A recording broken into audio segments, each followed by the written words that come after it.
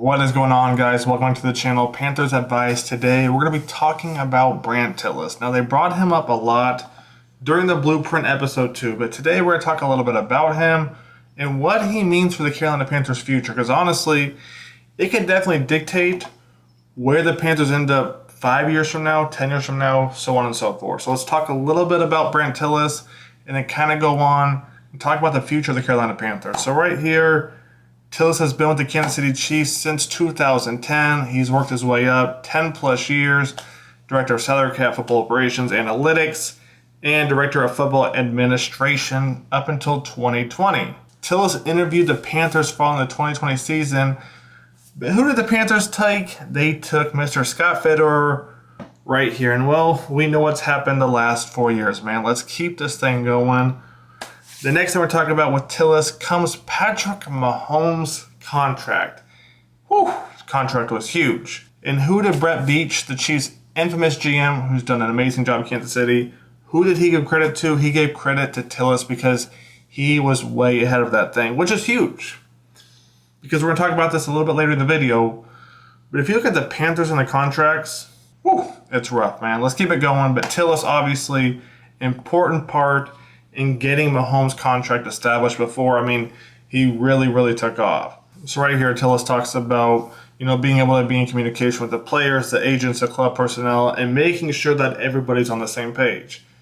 Kind of like what I said before, the Panthers didn't have that. They didn't have that. So bringing Tillis in, obviously, is a good start in the direction I think Carolina wants to go. So before we jump into the Carolina Panthers contracts, the Chiefs obviously have had a lot of success, but it wasn't that long ago. It does seem like that now because if you look at the year, but it wasn't that long ago when the Chiefs were struggling. Right here, 2-14, 2008, go up to 2012, 2-14. 4 years apart, they were 2-14, and then 2-14 again. A couple years later, 9-7, and then we know what they've done since.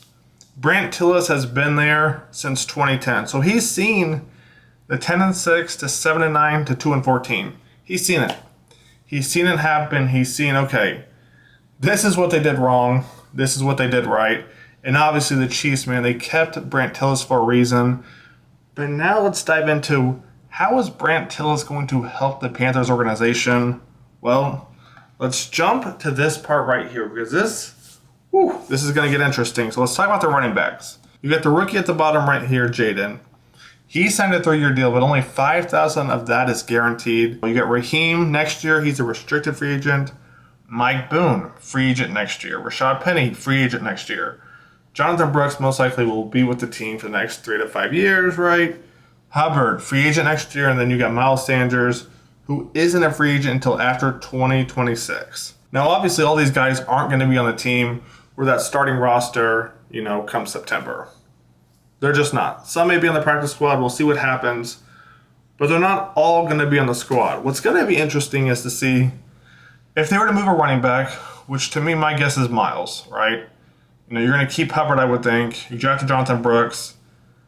May release Boone. Raheem, to me, seems like you could kind of play him in a few different places. And obviously, if the rookie, who may or may not go. $5,000 guaranteed isn't a ton of money. But the Panthers have 7 guys right here. Probably going to go down to 3. It may have 1 or 2 in your practice squad. I'm curious to see how Brandt, Dave, and Dan do this right here. Jonathan's staying. Hubbard's most likely staying. Who's the next guy going to be, right? The rookie, Jaden down here, definitely a potential.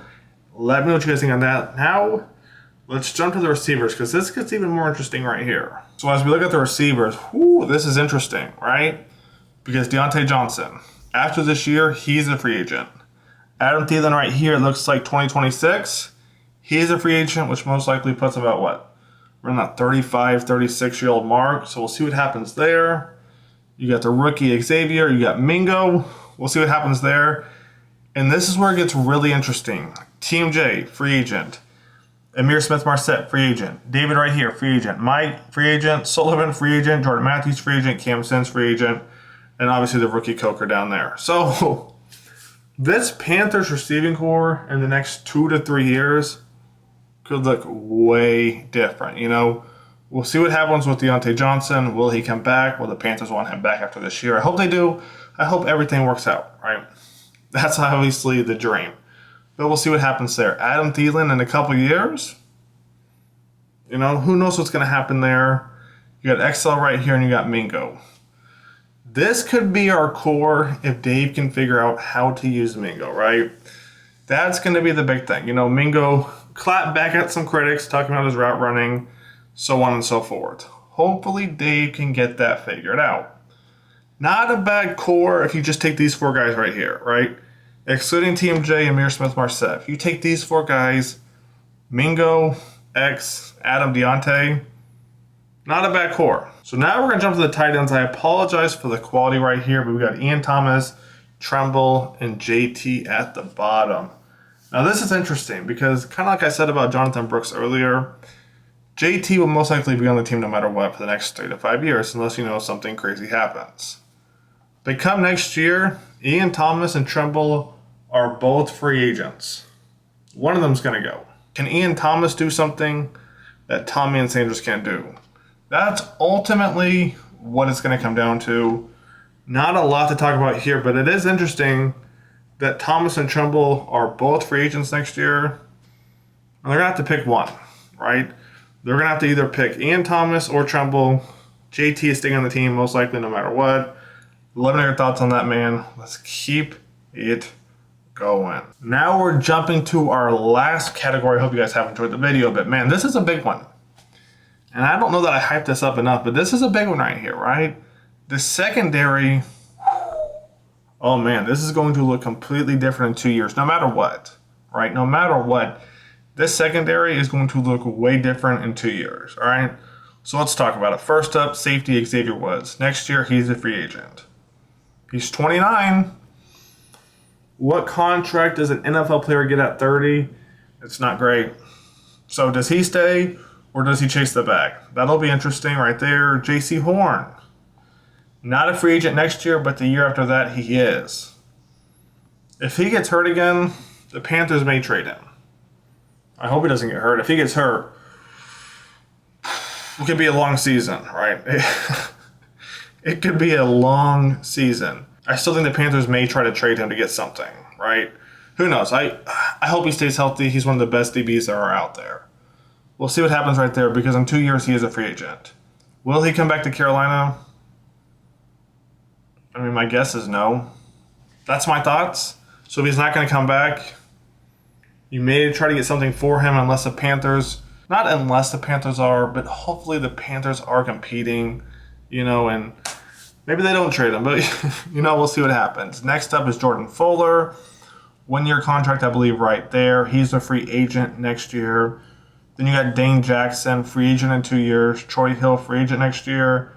Nick Scott, Sam Franklin, and then you got Boodle, I believe, right here as well. So the Panthers most likely come next year are going to be taking a few DBs and the draft next year, and if they're not doing that, they're going to be signing some guys. My guess, though, is that with all these guys being free agents in the next year or two, we're going to be getting some rookies. And I'm excited for that. I love a good, you know, rookie DB. Maybe a couple of guys we brought in this past year, smaller contracts. Maybe they'll prove me wrong. I hope they do. But as of right now, we don't have that beast in the secondary that's going to shut down a third, a fourth, half, or really one receiver. Unless Horn somehow stays healthy. So let me know what you guys think. That's going to wrap it up. More content coming soon. I apologize for the delay. Had some things happen this past weekend. So with that being said, I'll catch you guys on the next one. Take it easy. And any content ideas you guys want to see, drop it below. I am working on trying to throw some rookie stuff together, so stay tuned for that. Take it easy, guys.